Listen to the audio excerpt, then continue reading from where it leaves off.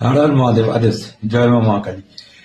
5 রকমের 5টা পেন্টিংস আপনারা যদি আপনাদের ঘরের ভেতরে লাগান তাহলে আপনাদের কি কি ক্ষতি হয় বা ক্ষতি হওয়ার সম্ভাবনা থাকে সেগুলো আমি বলে দিচ্ছি।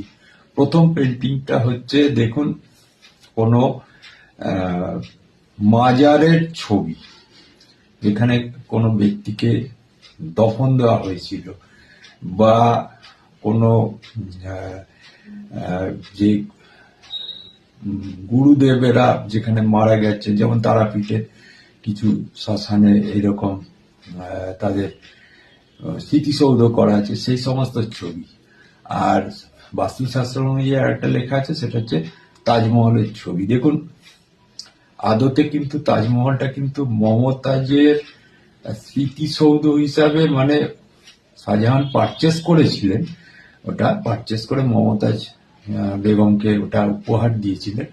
কিন্তু ব্যাপারটা হচ্ছে যে পরবর্তীকালে নাকি ওখানে জানা যায় যে মমতাজের যে দেহটাকে ওখানে দফন দেওয়া হয়েছিল, কিন্তু আদৌ তা সত্যি না। পরবর্তীকালে দেখা যায় যে ওখানে শিবের মন্দির, মানে শিবের লিঙ্গ প্রতিষ্ঠা আছে, সেই যে মানে যেগুলো মাজার বলে যেগুলো আছে, এটা কিন্তু অসত্য ব্যাপার। যাই হোক, বাস্তুবিদেরা যেরকম ভাবে লিখেছেন সেরকম ভাবে আমি বললাম আপনাদের। এইরকম ছবি। দ্বিতীয় নম্বর হচ্ছে যে, দেখুন, এরকম ছবি রাখলে কি হয়। এরকম ছবি রাখলে দেখুন, হাজারো একটা মৃত ব্যক্তি, তো সেই মৃত ব্যক্তিটার জন্য আপনারও কিন্তু সেই ছবিটা দেখতে থাকলে আপনার মানসিক ডিপ্রেশন, অশান্তি, নানা রকম মৃত্যুর সম্মুখীন কোনো অসুবিধাতেও আপনি কিন্তু পড়তে পারেন।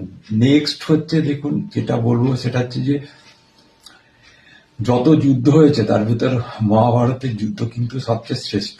সেই মহাভারতের যুদ্ধের ছবি, যেখানে অর্জুনকে শ্রীকৃষ্ণ যে গীতার বাণী শুনিয়েছিলেন, যেখানে যুদ্ধক্ষেত্র, সেই যুদ্ধক্ষেত্রে যে তছনছ হয়ে গেছে, সেই যে ছবি, সেই ছবি কখনো কিন্তু ঘরে রাখবেন না। এতে আরেকটা ছবিও রাখবেন না, সেটা হচ্ছে যে কোনো যোদ্ধা যুদ্ধ করছে, কাউকে হত্যা করছে, বা ঘোড়ার উপরে যুদ্ধ করছে, এরকম কোনো পোর্ট্রেট বা ছবি এগুলো ঘরে রাখবেন না। এতে কি হয়, দেখুন, ভাইয়ে ভাইয়ে, বোনে বোনে, স্বামী স্ত্রীতে বিভিন্ন রকম দ্বিধা দ্বন্দ্ব, মার দাঙ্গার ইত্যাদি সৃষ্টি হয়।